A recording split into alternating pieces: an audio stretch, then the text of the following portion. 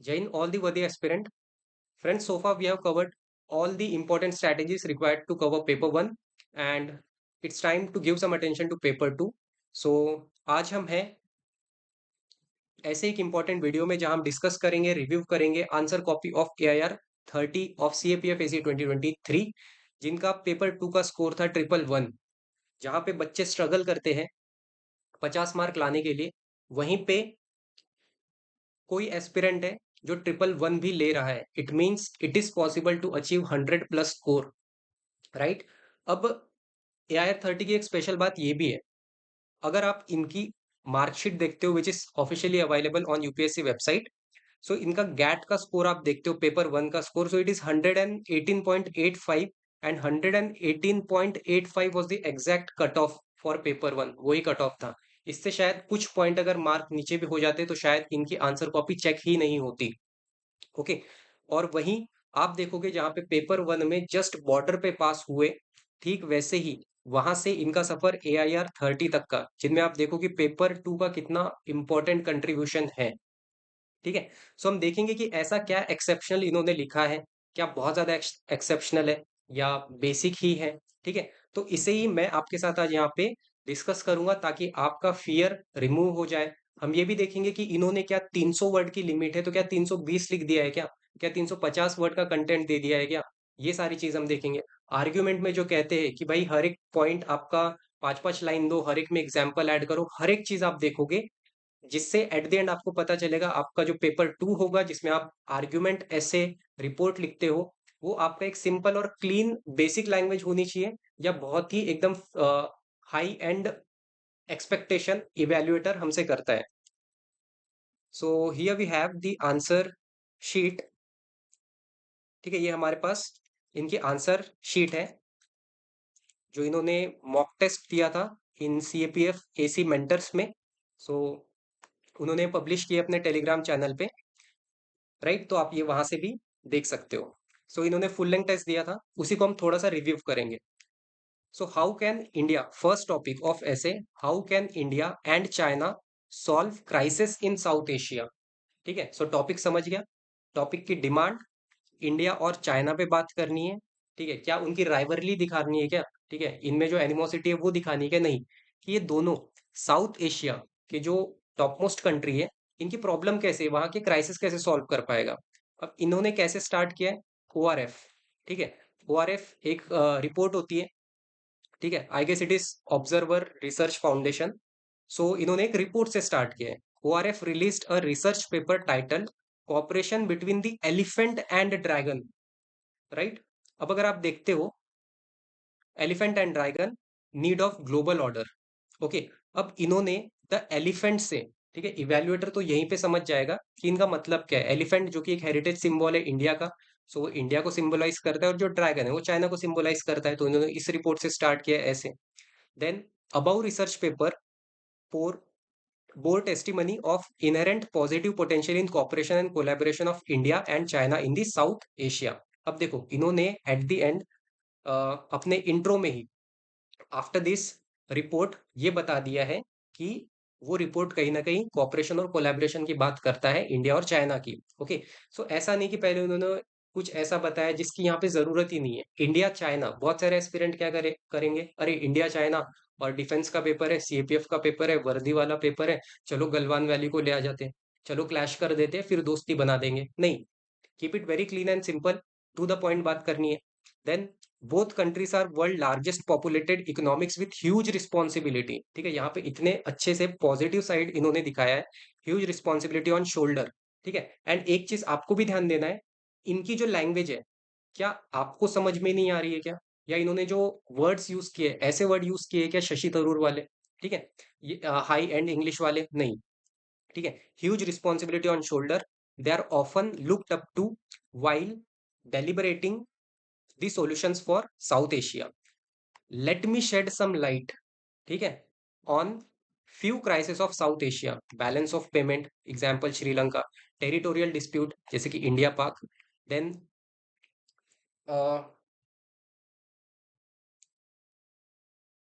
एलिसनाइजेशन of economy.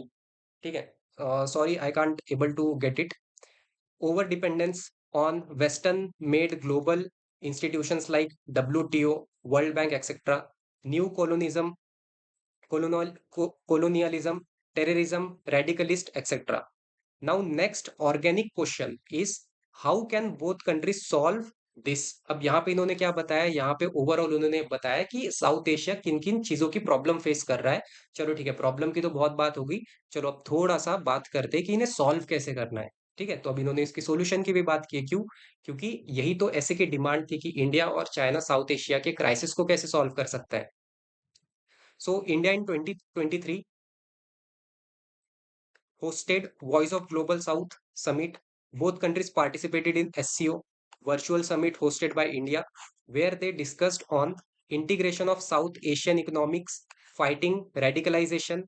Other focus like New Development Bank, BRICS, RATS of SCO have emerged the platform for deliberation. After that, both countries can aid in dispute resolution and forging trade agreement in South Asia. India, India's Gujarat Doctrine can act as guiding lighthouse for non-reciprocal aid to neighbors. Hard power aid to countries like Sri Lanka, Nepal can help achieve SDG goals and fight terrorist element like LTE. Thus, South Asian future lies deep in hands of cooperation and consensus between the elephant and the dragon.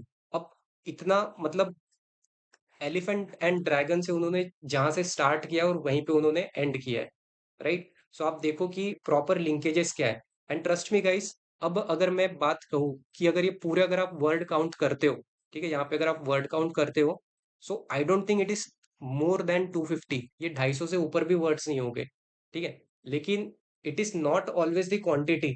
अगर आप देखोगे यहाँ पे ऐसा भी एक भी ऐसा रबिश टॉक नहीं किया है, आउट ऑफ द बॉक्स कुछ नहीं बोला है कि यार इंडिया चाइना की फाइट हो रही है, जरूरत ही नहीं है। जब बोला है कि इंडिया चाइना कैसे साउथ एशिया की प्रॉब्लम फेस कर सकते हैं, सॉल्व कर सकते हैं।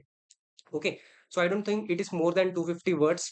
सो देखो आप, राइट, तो ये था इनका पहला ऐसे। सेकंड ऐसे, the role of human resource in making Indian and economic super power. ठीक है, again what is the demand of topic कि जो ह्यूमन रिसोर्स है, ठीक है, ह्यूमन रिसोर्स है in making Indian economic super power. So we, जो demographic dividend है, इंडिया की जो पॉपुलेशन है वो इंडिया को एक इकोनॉमिक सुपर पावर बनाने में कैसे एड कर सकता है, कैसे हेल्प कर सकता है, right. Again see the introduction, what carves path to being an economic super power. चलो ठीक है, आप ही बताओ कि किस राह पे जाने से इकोनॉमिक सुपर पावर अचीव किया जा सकता है। क्या वो यंग डेमोग्राफिक है, या skilled human human workforce? May be it is combination of both. ठीक है, तो ऐसा नहीं कि सिर्फ यंग डेमोग्राफिक। कहते हैं ना कि इंडिया की मेजोरिटी ऑफ द पॉपुलेशन वो up to the age of 35 ही है मैक्सिमम पॉपुलेशन। ठीक है, और एक है जो कि एक एक्सपीरियंस्ड वर्कफोर्स है। तो क्या सिर्फ इन दोनों के इंडिविजुअली वर्क करने से होगा? क्या नहीं, ये दोनों के कॉपरेशन से होगा। ठीक है, सो ये इनका इंट्रोडक्शन है। Skilled demographic dividend opening golden doors for economic superpower. So that is the introduction. Now let's come to the second para. ठीक है, सेकंड पैरा देखो, ठीक है, कैसे यहाँ पे this is called age representation. इसको कहा जाता है कि अगर आप अच्छा लिख नहीं सकते हो, ऑल्दो इन्होंने लिखा है, लेकिन स्टिल कोई अगर अच्छा नहीं लिख सकता है, किसी की हैंड राइटिंग बेकार है, तो एटलीस्ट यार ओपनली लिख लो। ठीक है, पैराग्राफ्स डिवाइड कर लो। So India has 1.7 billion people. By 2045, 65% of this would be in working age population, opening new avenue to tap. Japan and China are classic case studies, which which are the testimony of human resource driven growth. So let's explore what role human resource is playing in India. ठीक है, so चलो देखते हैं। Due to educated human resource, India is net service exporter, earning huge forex due to the same. This has also ensured self-reliance in service industry, etc. As per World Innovation Index, India's population at 42, India's position at 42 was has helped not in problem solving but attracted huge FDI. Global companies like Apple are opening manufacturing chain in India as seen in Mumbai. अब आप देखो कि ये कितने realistic example है।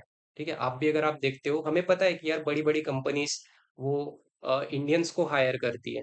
ठीक है, जो हम कहते हैं ना कि अमेजोन, बीपीओस जो है, ठीक है, वो मोस्टली इंडिया इंडिया बेस्ड होती है। ओके, भले कंपनी वहां की है, क्यों? क्योंकि यहाँ का वर्कफोर्स जो है, ठीक है, वर्कफोर्स यहाँ पे इजीली अवेलेबल है।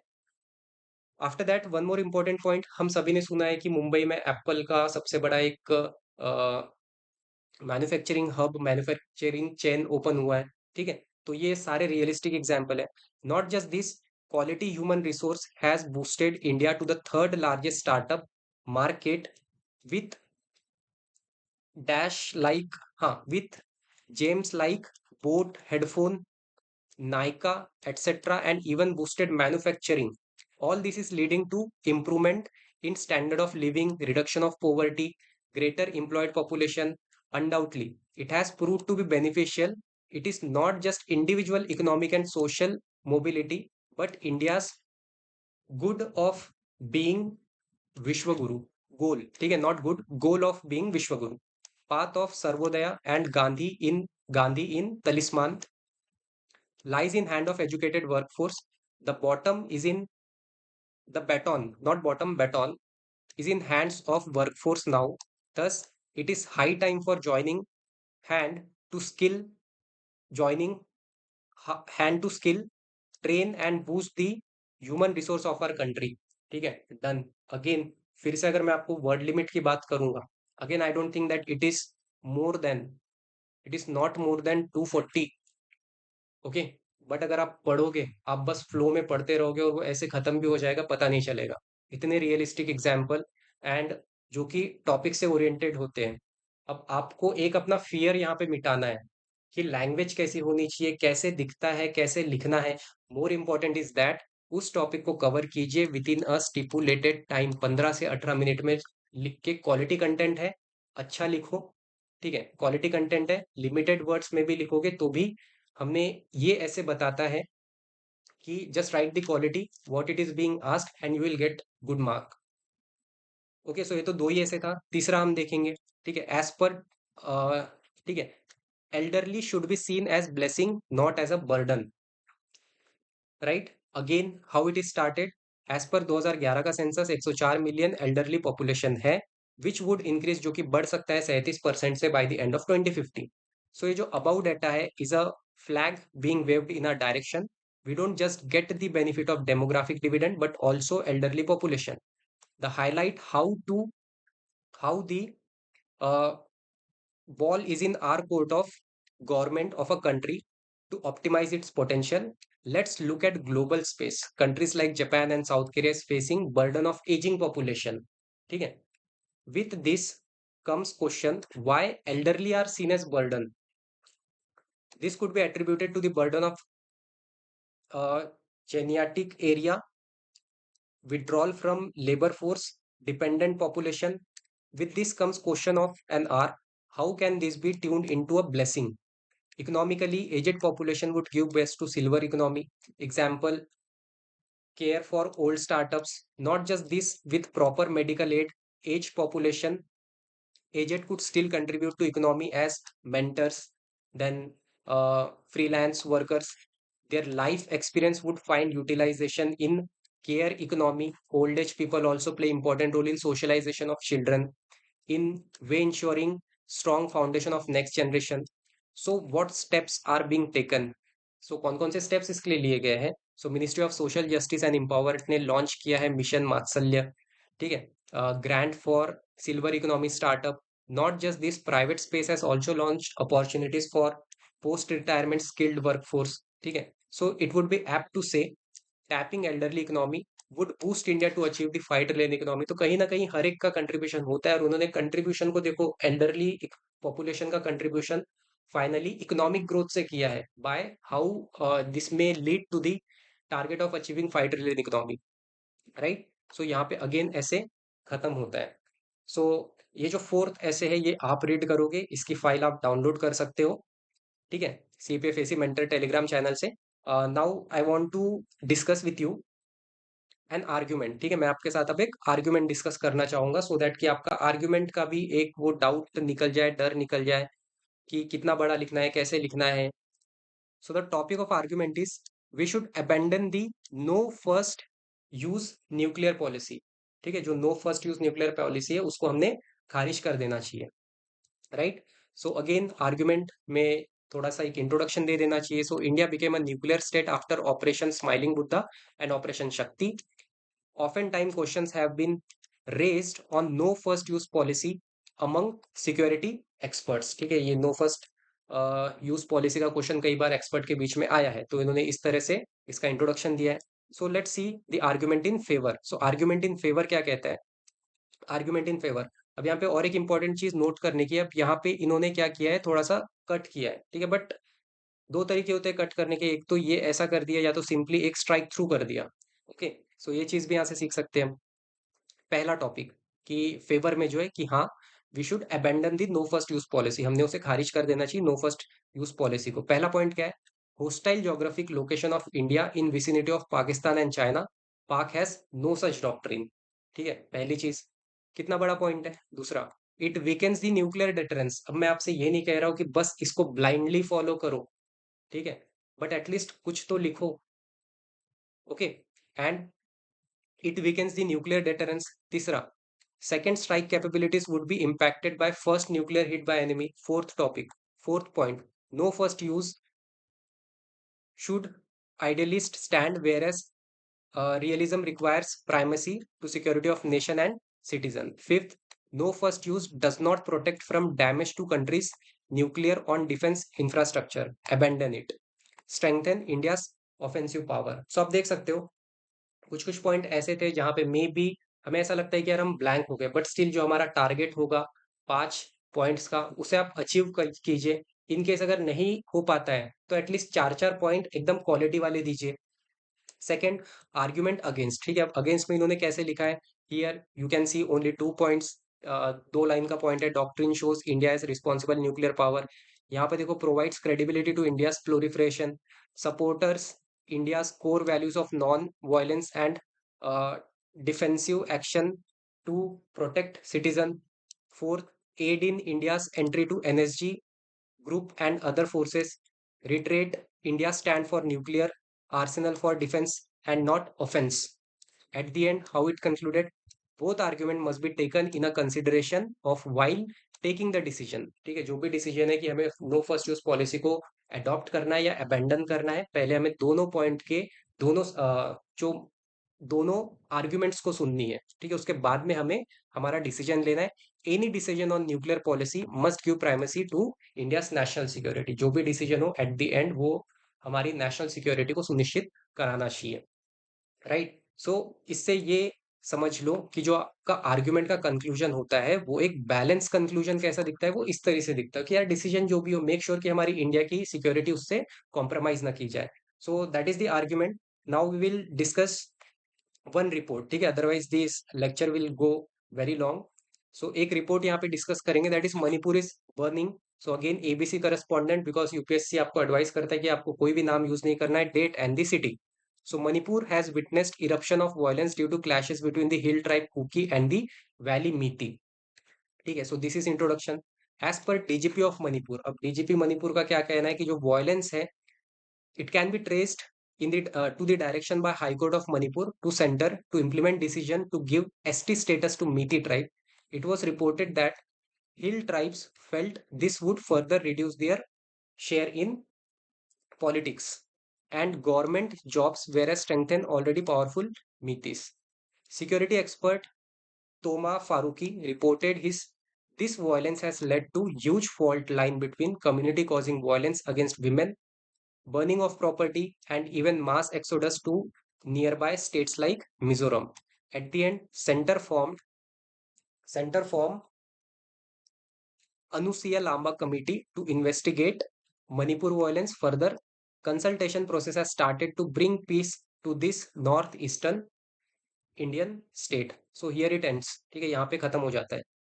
अगेन इसकी अगर मैं वर्ड लिमिट कहूँ, सो it is not more than 110 words. 110 से 120 वर्ड्स के बीच का आपका रिपोर्ट है। कंक्लूड, अगर मैं इसको कंक्लूड करूं, पूरा पेपर आप इसे आराम से रीड कर सकते हो। So this was the mock test, full length test given by AIR 30, जिन्हें कितना स्कोर मिला है? 111 इन पेपर 2। ठीक है, so just remove that fear. ठीक है, तभी जो भी आपको पेपर टू के लिए गाइड करता है वो आपको बहुत अच्छे से बारीकी से समझाता है कि टॉपिक की डिमांड मीट करो, क्लीन माइंड से लिखो, सिंपल लिखो, प्लेन लिखो, सिंपल ग्रामर में लिखो कि आपके मैसेज जो है वो सामने वाले को कन्वे हो जाए। राइट। सो यही था। All I want to say that just जस्ट रिमूव योर फियर। आपका जो भी फियर है related to paper two, first of all उसे खत्म करो। बेसिक लिखना स्टार्ट करो, सिंपल लिखो, क्लीन लिखो, एंड कुछ पढ़ के लिखो, क्वालिटी कंटेंट लिखो, एवरीथिंग वुड बी फाइन। ठीक है, so that's all. If you like the video and if you want me to guide in the similar manner for paper two, so just let me know in the comment section and channel को subscribe करो। That's all. Have a good day. जय Hind. Study well.